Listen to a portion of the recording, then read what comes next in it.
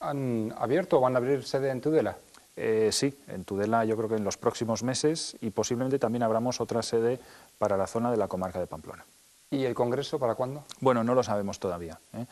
Tenemos que ver que delante tenemos un calendario relativamente complicado. Tenemos elecciones europeas, si no recuerdo mal, el primer domingo de junio.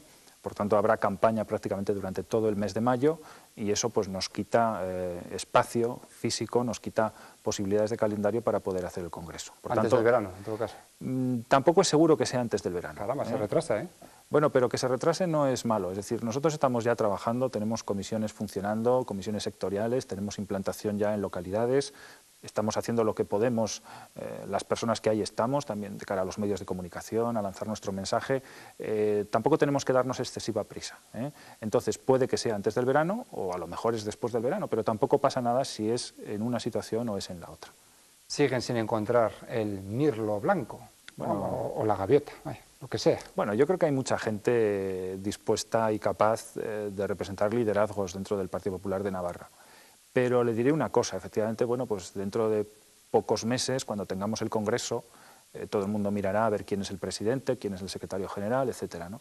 Pero yo insisto, lo digo puertas adentro y lo digo también, por supuesto, puertas afuera, que lo importante de nosotros, en una situación difícil, porque tenemos que implantarnos y hacer política sin estar en el Parlamento foral y sin estar, por ejemplo, en el Ayuntamiento de Pamplona, lo importante de nosotros es que sepamos mostrar nuestra capacidad diversa, nuestro modo de ser siendo personas distintas. Tenemos una enorme variedad de personas, personas que hemos estado en cargos institucionales, personas que no, personas que han estado antes en UPN, personas que no han estado antes en ningún otro partido, personas de una edad, personas de otra. Y yo creo que nuestra riqueza precisamente es esto.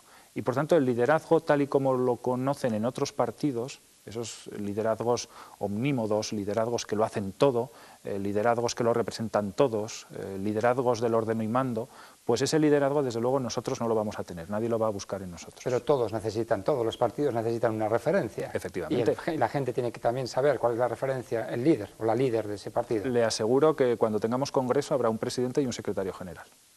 ¿Será Navarro? Por supuesto. Sí. Por supuesto. ¿Por descontado? Sí. Por supuesto, sí. No puede ser de otra manera. ¿Usted se autodescarta? Yo creo que me tengo que dedicar a mi trabajo en el Congreso de los Diputados. Ser presidente del Partido Popular en Navarra significa tener que dedicarse mucho precisamente a la implantación del partido. Y yo creo que tengo que dedicarme a servir a Navarra y también a servir a España en el Congreso de los Diputados, que es donde hace un año me pusieron los electores. Bueno, o sea que Santiago Cervera no será el líder del PP en Navarra a día de hoy. A día de hoy. A día de hoy, porque todo puede cambiar. Bueno, a día de hoy le he dado una razón que creo que es una razón que procuro sea solvente, es decir, no es una razón fútil, una razón que la vaya a cambiar nada más salir de este estudio, es decir, yo le digo por qué creo que yo no debo ser el presidente del Partido Popular de Navarra. Y esa razón, pues creo que se va a mantener en los próximos meses de forma indubitable. ¿Tiene ya más claro por qué se rompió el pacto UPN-PP ahora que han pasado 4 meses? Bueno, yo lo he tenido claro desde el principio, fui testigo de ello y no solo fui testigo, sino que fui víctima de ello. ¿Y por qué se rompió el pacto? Bueno, ¿por qué? ¿Por una decisión de UPN o, por mejor decir, por una decisión del presidente de UPN? La hemos visto, por cierto, ahora refrendada en los documentos congresuales que están aprobando los órganos de UPN, donde dicen que efectivamente han soltado lastre, ¿no? Han soltado lastre y esto significa que... Michelines, que decía Arzayus. Bueno, lo llamen como quieran, a mí me parece que es una visión bastante equivocada por parte de ellos respecto de lo que es la realidad social de Navarra, pero lo están reconociendo y por tanto yo creo que se puede decir ya no solamente desde el plano meramente opinativo, sino desde la objetividad de las cosas, que el pacto se rompió porque una persona en UPN, su presidente, quiso que se rompiera. Usted se reafirma entonces en aquel voto de conciencia que emitió en contra de los presupuestos del gobierno. Sí, era un voto en conciencia que además, en fin, se ha visto perfectamente avalado por los hechos posteriores. Se ve lo malo que fue aquel presupuesto y se ve que además a UPN no le ha servido de nada el entregar al Partido Socialista la ruptura del pacto. El pacto se rompe porque también el Partido Socialista así lo pide, así lo exige, por lo menos en Ferraz. Es una pretensión histórica del Partido Socialista la división del centro-derecha en Navarra. Lo consiguen y a cambio UPN no consigue nada. Por no conseguir nada no ha conseguido ni siquiera la firma del convenio del AVE. Y por tanto creo que los hechos han dado la razón de dónde estaba efectivamente la coherencia y dónde se ha actuado de una forma absolutamente incoherente. Leí estos días a un comentarista político aquí en Navarra, decía: tiene mucha razón Santiago Cervera en algunas cosas que dice, pero el diputado navarro del PP debería no obsesionarse con las críticas a UPN. Los regionalistas no son enemigos de los populares pese a la dolorosa ruptura. Bueno, no somos enemigos, efectivamente, no lo somos. Creo además, y esto lo digo también dentro del grupo que ahora mismo formamos la Comisión Constituyente, que eso ya es agua pasada, es decir, que ya tenemos que mirar al futuro. Está bien que en un momento determinado hayamos hablado de forma, bueno, en fin, lo más espontánea y sincera posible de este asunto, pero esto ya es agua pasada, esto ya no mueve molino y por tanto yo creo que hay que mirar efectivamente al futuro. Sin embargo, usted es muy crítico con lo que hizo el Unión del Pueblo Navarro en la pasada legislatura, o mejor, con lo que dejó de hacer. ¿Por qué?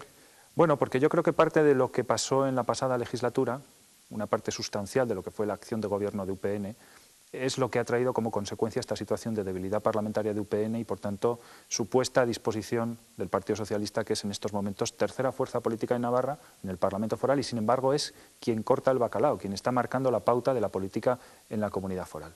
Yo en la anterior legislatura, la que terminó en el año 2007, hablamos de legislatura foral y municipal, estaba fuera de la política, estaba trabajando en otras cosas que no tenían nada que ver con la política, me ganaba la vida, puedo decirlo, bastante bien, y no obstante, pues mantenía una inquietud sobre lo que estaba pasando. Fruto de esa inquietud era que incluso de vez en cuando pues yo mandaba una nota a Miguel Sanz o a alguna persona del partido y le decía... O sea que cuando estaba en UPN usted denunciaba esta situación. Bueno, no le llamaría yo denunciar, porque no era una cuestión de denunciar, pero sí era una cuestión de escribir reflexiones, de impresiones que yo tenía de por qué las cosas no iban bien en esa legislatura 2003-2007.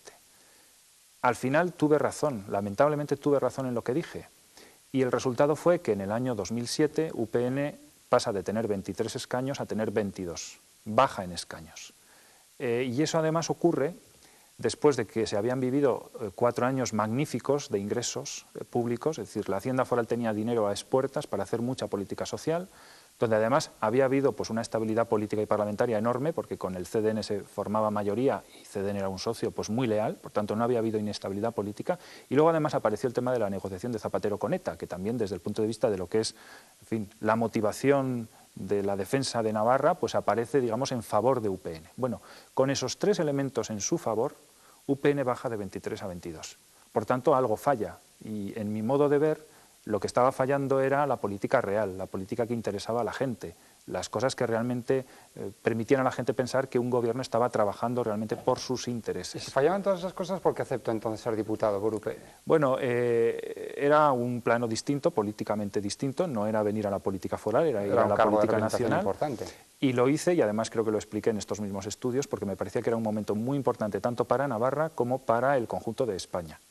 Y entonces efectivamente es cuando yo decido que quiero volver a la política, después de que me lo plantean, vuelvo a la política y hace un año pues más o menos estábamos aquí en la campaña electoral, ¿no? Pero yo había advertido que las cosas no iban bien y que no iban bien porque efectivamente creo que no se estaban haciendo las cosas como la gente quería, y fruto de eso, de ese no hacer bien las cosas, es cuando luego vienen los problemas. Los problemas son que UPN pierde la mayoría con CDN, que se pone en manos del Partido Socialista y que la situación en Navarra es la que todos los televidentes ahora mismo conocen.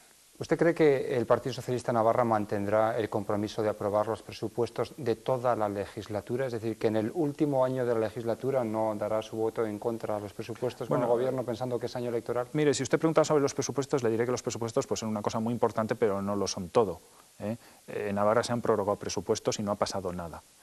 A mí lo que más me preocupa no es tanto eso, el tema del presupuesto, sino sobre todo el hecho de que el Partido Socialista está marcando una pauta política y está teniendo una preeminencia política que los electores no le han concedido. Es decir, yo echo en falta que UPN ejerza más esa responsabilidad que tiene como primera fuerza. Yo en el año 2007, obvio es decirlo, voté a UPN.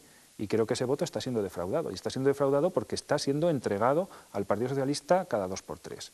Me parece que no es equilibrada la relación que tienen UPN